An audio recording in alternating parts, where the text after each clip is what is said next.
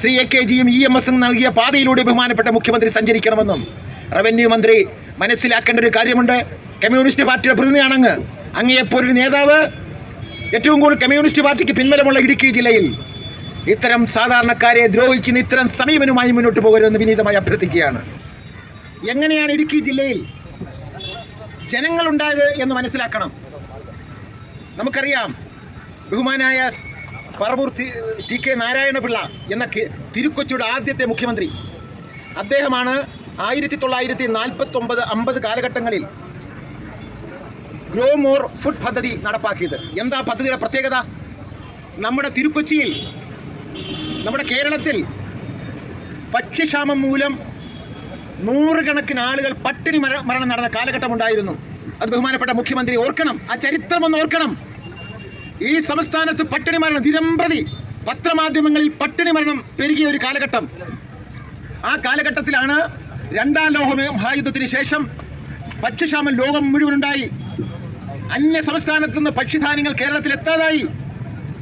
ആ സാഹചര്യത്തിലാണ് അന്നത്തെ നമ്മുടെ കേരളത്തിൻ്റെ മുഖ്യമന്ത്രി TK നാരായണപിള്ള, തിരുക്കൊച്ചിയുടെ ആദ്യത്തെ മുഖ്യമന്ത്രി, ഒരു പദ്ധതി പ്രഖ്യാപിച്ചു, ഗ്രോ മോർ ഫുഡ് പദ്ധതി. എന്താ പദ്ധതിയുടെ പ്രത്യേകത? ഭക്ഷ്യക്ഷാമം കൊണ്ട് ബുദ്ധിമുട്ടുന്ന കേരളത്തിലെ ജനങ്ങൾക്ക് ഭക്ഷ്യവസ്തുക്കൾ ലഭിക്കണമെങ്കിൽ കൂടുതൽ പ്രദേശങ്ങൾ കൃഷി ചെയ്യണം. അതിലേക്ക് ഇടുക്കിയിലേക്ക് ഇവിടുന്ന് സന്നദ്ധരായ, ആരോഗ്യമുള്ള, ജോലി ചെയ്യാൻ താല്പര്യമുള്ള ആളുകളെ മുഖ്യമന്ത്രി തന്നെ നേരിട്ട് കണ്ടെത്തി ആയിരക്കണക്കിന് ആളുകൾക്ക് ആവശ്യത്തിന് ഭൂമിയും കൈക്കാശും അതോടൊപ്പം തന്നെ പണിയായുധങ്ങളും കൊടുത്തു ഇടുക്കിയിലേക്ക് അയച്ചു. അന്ന് ബഹുമാനപ്പെട്ട മുഖ്യമന്ത്രി എന്താ പ്രഖ്യാപിച്ചതെന്ന് അന്നത്തെ മലയാള മനോരമ അടക്കമുള്ള പത്രങ്ങൾ നിങ്ങൾ പരിശോധിക്കണം. ഇപ്പോൾ നിങ്ങൾ തിരുക്കൊച്ചിയുടെ പട്ടണങ്ങളിൽ പോയിട്ടുള്ള 50 കാലങ്ങളിൽ പോയിട്ടുള്ള എത്രയോ ആളുകൾ പ്രതികൂല കാലാവസ്ഥയിൽ മരിച്ചു പോയിട്ടുണ്ട്, രോഗങ്ങൾ പിടിച്ചിട്ടുണ്ട്. പക്ഷെ അവർ കണക്കാക്കിയത് രാജ്യത്തെ പട്ടിണി മാറ്റുക എന്നുള്ളത് മാത്രമായിരുന്നു. രാജ്യത്തെ പട്ടിണി മാറ്റാൻ വന്ന ഒരു ജനസമൂഹത്തിന് ോടാണ് ഇന്ന് ബഹുമാനപ്പെട്ട കേരള സർക്കാർ കാണിക്കുന്ന ഈ തെറ്റായ സമീപനത്തിനെതിരെയാണ് ഞങ്ങൾ സംഘടിച്ചത്. അതുമാത്രമാണോ? 1954, 55, 56 വർഷങ്ങളിൽ ഭാഷാടിസ്ഥാനത്തിൽ കേരളത്തിനെ തമിഴ്നാടിനെ വിഭജിക്കുന്ന ഒരു കാലഘട്ടമുണ്ടായി. ആ സമയത്ത് ഏറ്റവും കൂടുതൽ തമിഴ് ഭാഷ സംസാരിക്കുന്നവരായിരുന്നു ഇടുക്കി ജില്ലയിൽ ഉണ്ടായിരുന്നത്, ആ പ്രദേശങ്ങളിൽ ഉണ്ടായിരുന്നത്. അപ്പോൾ എന്ത് വേണം? അന്നത്തെ മുഖ്യമന്ത്രി പട്ടംതാണുപിള്ള അടക്കമുള്ളവർ നമ്മുടെ ഈ തിരുവിതാംകൂറിലെ തിരുവനന്തപുരം, കൊല്ലം, ആലപ്പുഴ അടക്കമുള്ള ജില്ലകളിൽ നിന്നുള്ള ആളുകളെ സ്വാധീനിച്ച് ഇടുക്കി പ്രദേശങ്ങളിലേക്ക് കൊണ്ടുവന്ന് താമസിപ്പിച്ചു. എന്തിനു വേണ്ടി? അന്ന് ഭാഷാടിസ്ഥാനത്തിൽ വിഭജിക്കുമ്പോൾ കന്യാകുമാരി തമിഴ്നാടിന് നഷ്ടപ്പെട്ടു പോയതുപോലെ ഇടുക്കി എന്ന നമ്മുടെ കേരളത്തിൻ്റെ ഏറ്റവും പ്രധാനപ്പെട്ട സ്ഥലം, നമുക്കറിയാം, നമുക്ക് വൈദ്യുതി തരുന്നത്, നമുക്ക് സുഗന്ധദ്രവ്യങ്ങൾ തരുന്നത്, നമുക്ക് ഏറ്റവും കൂടുതൽ ടൂറിസത്തിന് ഏറ്റവും കൂടുതൽ ആകർഷണമായ ജില്ല, അങ്ങനെയൊക്കെയുള്ള ഈ പ്രദേശം തമിഴ്നാട്ടിലേക്ക് പോകാതിരിക്കുവാൻ പട്ടംതാണുകളുടെ വാക്കുകൾ വിശ്വസിച്ച് ഉള്ളതെല്ലാം ഉപേക്ഷിച്ച് അവിടേക്ക് കടന്നു വന്ന ആയിരക്കണക്കിന്, 10,000-കണക്കിന് ആളുകൾ ചോരയും ജീവനും കൊടുത്ത് ഇടുക്കിയെ കേരളത്തോടൊപ്പം ചേർത്ത് നിർത്തി. അവിടെ ഭാഷാടിസ്ഥാനത്തിൽ മലയാളികൾ കൂടുതൽ, തമിഴന്മാരെക്കാൾ കൂടുതൽ മലയാളികളുണ്ടായി. അതുകൊണ്ടാണ് 57-ൽ വിഭജനം നടന്നപ്പോൾ ഇടുക്കി കേരളത്തിൻ്റെ ഭാഗമായത്. അങ്ങനെ രാജ്യത്തെ പട്ടിണി മാറ്റിയ വിഭാഗം, ഈ രാജ്യത്തെ ഇടുക്കി ജില്ലയെ കേരളത്തോട് കൂട്ടി നിർത്തിയ വിഭാഗം, അവർക്കാണെന്ന് പട്ടയത്തിൻ്റെ പേരിൽ അതിരൂക്ഷമായ കുടിയിറക്കുന്നതിനേക്കാൾ ഭീഷണി ഉണ്ടാക്കുന്ന തരത്തിലുള്ള നിയമവുമായി ഈ സർക്കാർ വന്നിരിക്കുന്നത്.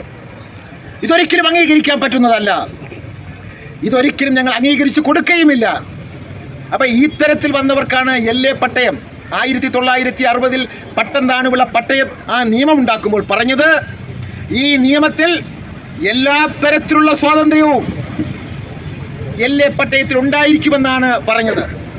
എന്നാൽ 64-ൽ വന്ന R. ശങ്കറിന്റെ മന്ത്രിസഭ പട്ടയമുണ്ടാക്കാൻ ഉപയോഗപ്പെടുത്തിയ ഉദ്യോഗസ്ഥ പ്രഭുക്കന്മാർ അതിനകത്തുണ്ടാക്കിയ 1-2 വാക്കുകളാണ് ഇന്ന് പാവപ്പെട്ട സാധാരണക്കാരായ ഇടുക്കി ജില്ലയെ, കേരളത്തെ രക്ഷിച്ച, ഭക്ഷണം തന്ന് പട്ടിണി മാറ്റിയ, ഈ കേരളത്തിനോടൊപ്പം ഇടുക്കി ജില്ലയെ ചേർത്ത് നിർത്തിയ ഇടുക്കി ജില്ലക്കാർക്ക് ബുദ്ധിമുട്ടുണ്ടാക്കുന്ന നിയമങ്ങളുമായി വന്നിരിക്കുന്നത്. എന്താണ് പറയുന്നത്? ഈ നിയമത്തിൽ പറയുന്നത്, അതായത് ഈ എല്ലേ പട്ടണത്തിൽ പതിച്ചു കിട്ടിയ ഭൂമിയിൽ കെട്ടിടവും അതോടൊപ്പം തന്നെ കൃഷിക്കും ഉപയോഗിക്കാം എന്ന് വെച്ചാൽ 1964 അതൊരു ടൂറിസ്റ്റ് കേന്ദ്രമായിരുന്നില്ല ഇടുക്കി. നമുക്കറിയാം നമ്മുടെ കേരളത്തിൻ്റെ സാമ്പത്തിക സ്ഥിതി, ഇന്ത്യയുടെ സാമ്പത്തിക സ്ഥിതി എന്ന കാലഘട്ടം മാറി. ഇന്ന് അവരെല്ലാം തന്നെ ആ കാലഘട്ടം മുതൽ തന്നെ റിസോർട്ടുകൾ പണിഞ്ഞു, ഹോട്ടലുകൾ പണിഞ്ഞു, സ്വന്തം വീടുകൾ പോലും പുറത്തുനിന്നുള്ളവർക്ക് ടൂറിസത്തിന് വികസനത്തിന് വേണ്ടി വാടകയ്ക്കാണെങ്കിലും ചെറിയ വാടകയ്ക്കാണെങ്കിലും അങ്ങനെ കൊടുത്തുകൊണ്ട് അവിടെ വികസനവും ടൂറിസം മേഖലയെ വളർത്തിക്കൊണ്ടിരിക്കുന്നു. എൻ്റെ സുഹൃത്ത് അമേരിക്കയിൽ നിന്ന് വന്നു, ഇന്ത്യ മുഴുവൻ കണ്ടു, കേരളം കണ്ടു, ഇടുക്കി കണ്ടിട്ട് എന്നോട് പറഞ്ഞ മറുപടി എന്താണെന്ന് അറിയാമോ? ഗോഡ്സ് ഓൺ കൺട്രി എന്ന് കേരളത്തെ വിളിക്കാൻ കാരണം ഇടുക്കി ജില്ലയാണെന്നാണ് പറഞ്ഞത്. അപ്പം ഇന്ത്യയിൽ തന്നെ ലോക ഭൂപടത്തിൽ, ടൂറിസ്റ്റ് ഭൂപടത്തിൽ ഇടുക്കിക്ക് പ്രത്യേക സ്ഥാനമുണ്ട്. മൂന്നാറിന്, വാഗമൺ, അങ്ങനെ ഓരോ സ്ഥലങ്ങളും ഇന്ത്യയിലെ താജ്മഹലേക്കാൾ പ്രാധാന്യത്തോടാണ് വിദേശ രാജ്യങ്ങൾ ടൂറിസ്റ്റ് കേന്ദ്രങ്ങൾ കാണിക്കുന്നത്. അപ്പോൾ ഇത്രയും വലിയൊരു ടൂറിസ്റ്റ് കേന്ദ്രത്തെ ഇല്ലാതാക്കുന്ന തരത്തിലുള്ള നിയമങ്ങളും ചട്ടങ്ങളുമായിട്ടാണ് വന്നിരിക്കുന്നത്. നമുക്കറിയാം 1960 മുതൽ ആ പതിച്ചു കിട്ടിയ ഭൂമിയിൽ എന്ത് പ്രവർത്തനം നടത്തുന്നതിനും യാതൊരു വിധമായ വിഘാതവും സംസ്ഥാന സർക്കാരിൻ്റെ ഭാഗത്തുനിന്നുണ്ടായിട്ടില്ല. നമ്മൾ പണിയുന്ന കെട്ടിടങ്ങൾക്ക് സർക്കാർ എല്ലാ കാലഘട്ടങ്ങളിലും അതിനനുകൂലമായ എല്ലാ നിയമങ്ങളും എല്ലാ പേപ്പറുകളും ശരിയാക്കി തരികയും എല്ലാ തരത്തിലുള്ള പൈസ അടയ്ക്കുന്നതിന് ഒരു തടസ്സവും ഉണ്ടാകാതിരിക്കുകയും ഖജനാവിലേക്ക് കോടിക്കണക്കിന് രൂപ ആ തരത്തിൽ വരവുകയും ചെയ്തു. ഇപ്പോൾ പറയുന്നത് ക്രമവൽക്കരണം വെച്ചാൽ എന്താ? ഇപ്പോൾ പണി പൂർത്തിയായി കഴിഞ്ഞ കെട്ടിടങ്ങളെ 5% മുതൽ 50% വരെ ഫെയർ വാല്യൂ അടച്ച് അത് ക്രമവൽക്കരിക്കണം. എന്താ ഇതിൻ്റെ അർത്ഥം? ദേവാലയങ്ങളെ ഒഴിവാക്കി, എല്ലാ ദേവാലയങ്ങളെയും ഒഴിവാക്കി. ദേവാലയങ്ങളും പാർട്ടി ഓഫീസുമായി ബന്ധപ്പെട്ട സ്ഥാപനങ്ങൾക്ക് 1%, അവരുടെ ഉടമസ്ഥയിലുള്ള സ്ഥാപനങ്ങൾ എന്ത് വാങ്ങിക്കുക അതിന് 1%.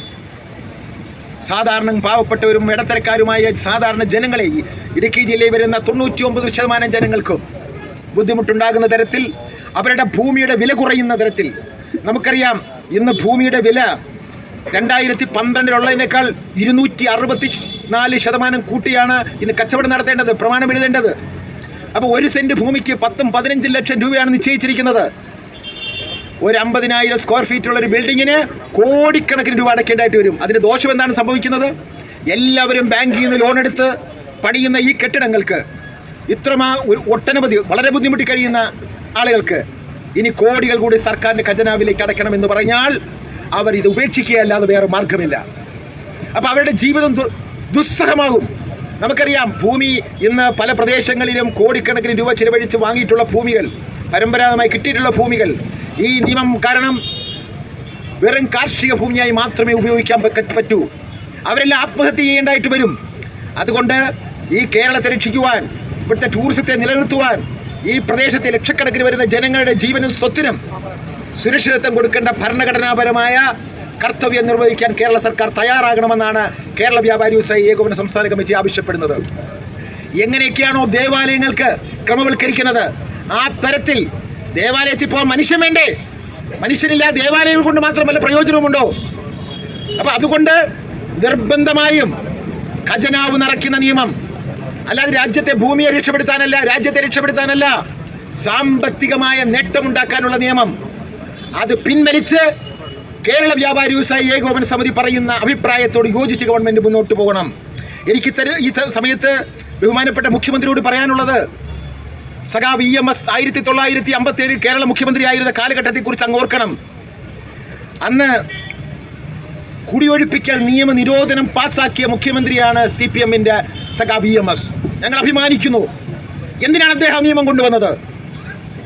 പ്രത്യേകിച്ച് ഇടുക്കി അടക്കമുള്ള സംസ്ഥാനത്തെ പാവപ്പെട്ട സാധാരണക്കാരുമായ ജനങ്ങളുടെ ജീവിതം സുരക്ഷിതത്വമാക്കാനാണ്, അവർ കുടിയൊഴിപ്പോകാതിരിക്കാനാണ്. ഇതെന്താ നിർമ്മാണ നിരോധനത്തിന് തുല്യമായ നിയമമാണ് ഇവിടെ കൊണ്ടുവന്നിരിക്കുന്നത്. ഇപ്പമുള്ള ബിൽഡിങ്ങുകൾ കുറച്ച് നാൾ കഴിയുമ്പോൾ ഇനി എത്ര കോടി മുടക്കിയാലും ആ ബിൽഡിങ് നാളെ മാറ്റി പണിയേണ്ടി വരും, പൊളിച്ചു കഴിഞ്ഞ് പുതിയ ബിൽഡിങ് പണിയേണ്ടി വരും. ഈ നിയമം അനുസരിച്ച് പണിയാൻ പറ്റില്ല. അപ്പോൾ കുറച്ച് നാൾ കഴിഞ്ഞാൽ ഇടുക്കിയിൽ ഒരു കെട്ടിടങ്ങളും കാണില്ല. അവിടെയുള്ള ജനങ്ങൾ എങ്ങനെ ജീവിക്കണം? അങ്ങോട്ട് ഇന്ന് നമുക്കറിയാം ഏറ്റവും കൂടുതൽ ആളുകളെ ആകർഷിക്കുന്ന ഏറ്റവും വരുന്ന ഒരു പ്രദേശമാണ് ഇടുക്കി. ഏറ്റവും കൂടുതൽ ടൂറിസം വിജയിക്കുന്ന ഒരു പ്രദേശമാണ് ഇടുക്കി.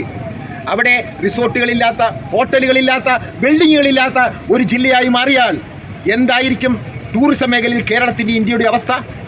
അതുകൊണ്ട് നിർബന്ധമായും സഖാവ് EMSന്റെ പാത പിന്തുടർന്നുകൊണ്ട് ഈ സംസ്ഥാനത്ത് LA പട്ടയത്തിൻ്റെ പേരിൽ കൊണ്ടുവരുന്ന പുതിയ നിയമങ്ങൾ, പുതിയ നിബന്ധനകൾ പൂർണ്ണമായും പിൻവലിച്ചുകൊണ്ട് എല്ലാവർക്കും അവിടെ പട്ടയഭൂമി ലഭിച്ചിട്ടുള്ള LA പട്ടയഭൂമിയിൽ ഇരിക്കുന്ന എല്ലാവർക്കും കൃഷിയും വാസയോഗ്യമായ വീടും എന്നതിനുപരി എന്തും പണിയാനുള്ള സ്വാതന്ത്ര്യം നിരുപാധികം നൽകണമെന്നാണ് സംസ്ഥാന കമ്മിറ്റിക്ക് ആവശ്യപ്പെടാനുള്ളത്. ഞാനൊരു കാര്യം കൂടെ സൂചിപ്പിക്കാൻ ആഗ്രഹിക്കുന്നു. 1961 AKGയുടെ അമരാവതി സമരം ബഹുമാനപ്പെട്ട മുഖ്യമന്ത്രി ശ്രദ്ധിക്കണം. EMSഉം AKGയും ഒക്കെ എങ്ങനെയായിരുന്നു ഇടുക്കി ജില്ലയോട് പെരുമാറിയെന്ന് ചിന്തിക്കണം. ആ അമരാവതി സമരത്തിൽ 2000-ഓളം ആളുകളെയാണ് അവിടെ കുടിയൊഴിപ്പിക്കപ്പെട്ടത്. ഇടുക്കി ഡാമും ജലസേചന പദ്ധതിയൊക്കെ തുടങ്ങുന്നതിന് വേണ്ടി അവരെ മാറ്റിപ്പാർപ്പിക്കുകയും അവരുടെ ജീവിത സാഹചര്യം മോശമാകുകയും അവർക്കവിടെ ജീവിക്കാൻ പറ്റാത്തൊരവസ്ഥ ഉണ്ടാകുകയും അവിടെ ഒട്ടനവധി ആളുകൾ രോഗം പിടിച്ച് മരിക്കുകയും ചെയ്തൊരു സാഹചര്യമുണ്ടായി. എന്നാൽ സഖാവ് AKG ഇന്ത്യൻ പാർലമെന്റ് പ്രതിപക്ഷ നേതാവ് അതോടെ എത്തി, അമരാവതിയിലെത്തി, ഗവൺമെന്റിനോട് പറഞ്ഞു. അന്ന് പട്ടംതാണു വിളിയാണ് കേരളത്തിന്റെ മുഖ്യമന്ത്രി, ആഭ്യന്തരമന്ത്രി PT ചാക്കോയാണ്, ധനകാര്യമന്ത്രി R ശങ്കറാണ്. അവിടെ എത്തിയിട്ട് AKG പ്രഖ്യാപിച്ചു, ഈ പാവങ്ങളോട് നീതി കാണിക്കണം, ഇവരെ ഇറക്കിയത് തെറ്റായ തീരുമാനമാണ്, അതുകൊണ്ട് ഈ തീരുമാനം പിൻവലിക്കണമെന്ന് ആവശ്യപ്പെട്ടു. ഗവൺമെന്റ് തയ്യാറായില്ല. അദ്ദേഹം അവിടെ ഇരുന്നു, ആ പാവങ്ങളോടൊപ്പം ഇരുന്നു, ദിവസങ്ങളോളം നിരാഹാരം അനുഷ്ഠിച്ചു. എന്തു പറ്റി? അദ്ദേഹത്തിൻ്റെ ആരോഗ്യനില മോശമായി. അദ്ദേഹത്തെ പോലീസ് അറസ്റ്റ് ചെയ്ത് കോട്ടയം മെഡിക്കൽ കോളേജിൽ അഡ്മിറ്റ് ചെയ്തു. അവിടെയും അദ്ദേഹം നിരാഹാരം തുടർന്നു. രാജ്യവ്യാപകമായ പ്രക്ഷോഭങ്ങളുണ്ടായി. ആ പ്രക്ഷോഭണത്തിൻ്റെ പരിണിത ഫലമായി അന്നത്തെ ആഭ്യന്തരമന്ത്രി PT ചാക്കോ കോട്ടയം മെഡിക്കൽ കോളേജിലെത്തി AKGയുമായി ചർച്ച നടത്തി. അമരാവതി ഒഴിപ്പിക്കപ്പെട്ട പാവങ്ങൾക്ക് വേണ്ട സഹായം എത്തിച്ചു. അതിനേക്കാൾ ഗുരുതരമായ കുഴപ്പമാണിത്, അതിനേക്കാൾ ബുദ്ധിമുട്ടുള്ള നിയമമാണിത്. ഈ നിയമത്തിലൂടെ ഇടുക്കി അല്ലാതായി മാറും. ഇടുക്കി ജില്ലയിൽ മാത്രമല്ല, ഈ നിയമം മറ്റുള്ള ജില്ലകളിലേക്ക് വ്യാപിക്കാൻ പോവുകയാണ്. LA പട്ടയം കിട്ടിയ 10,000-കണക്കിന് ആളുകൾ വയനാട് അടക്കമുള്ള ജില്ലകളിലുണ്ട്. അത് നമ്മുടെ കേരളത്തിൽ, ഇന്ത്യയിലെങ്ങുമില്ലാത്ത ഇത്തരം നിയമങ്ങൾ മാറ്റണമെന്നും ഈ സമരത്തോടൊപ്പം കേരള വ്യാപാരി വ്യവസായി ഏകോപന സമിതി സംസ്ഥാന കമ്മിറ്റി ഉണ്ടെന്ന് ഞാൻ പ്രഖ്യാപിക്കാൻ ആഗ്രഹിക്കുകയാണ്. അമരാവതിയിൽ AKG നടത്തിയ സമരം പോലെ ഈ സൂചനാ സമരം കണ്ട് മുഖ്യമന്ത്രിയും ഗവൺമെന്റും നയത്തിൽ നിന്ന് പിന്മാറിയില്ല എങ്കിൽ കേരളത്തിലെ 10,000-ങ്ങളെ അണിനിരത്തിക്കൊണ്ട് AK ഗോപാലൻ നടത്തിയതുപോലെ മരണം വരെയുള്ള നിരാഹാരം നടത്തുവാൻ സംസ്ഥാന പ്രസിഡന്റ് എന്റെ നേതൃത്വത്തിൽ ഉണ്ടാകുമെന്ന് പറയാൻ ഞാൻ ആഗ്രഹിക്കുന്നു. അതുകൊണ്ട് ഗവൺമെന്റ് കാര്യകാരണങ്ങൾ മനസ്സിലാക്കി അവിടുത്തെ സാഹചര്യങ്ങൾ പൂർണ്ണമായി ബോധ്യപ്പെടുത്തി രാജ്യത്തെ പട്ടിണി മാറ്റിയ ഒരു സമൂഹം ഈ രാജ്യത്തോടൊപ്പം കേരളത്തോടൊപ്പം പിടിച്ചു നിർത്തുവാൻ, ഇടുക്കി ജില്ലയെ കേരളത്തിൻ്റെതാക്കി മാറ്റുവാൻ ത്യാഗം സഹിച്ചൊരു ജനവിഭാഗം അവരെ പെരുവഴിയിൽ ഇറക്കി വിടാതെ അവരെ സംരക്ഷിക്കേണ്ട ചുമതല കേരള സർക്കാരിനാണെന്ന് പറഞ്ഞുകൊണ്ട് കഴിഞ്ഞ കാലങ്ങളിൽ ഈ ഞങ്ങളെപ്പോലെയുള്ള സാധാരണക്കാരായ ഭൂമിയുമായി ബന്ധപ്പെട്ട പ്രശ്നങ്ങളിൽ ഞങ്ങൾക്ക് ധീരോജ്വലമായ ആത്മവിശ്വാസം നൽകിയ സഖാവ് EMSന്റെ പേരിലും ഞങ്ങൾക്ക് വേണ്ടി മരണം വരെ നിരാഹാരം അനുഷ്ഠിക്കുമെന്ന് പ്രഖ്യാപിച്ച AKGയുടെ പേരിലും ഈ സമരം, സത്യാഗ്രഹ സമരം ഉദ്ഘാടനം ചെയ്യാൻ പ്രഖ്യാപിക്കുന്നു. ജയ് ഹിന്ദ്.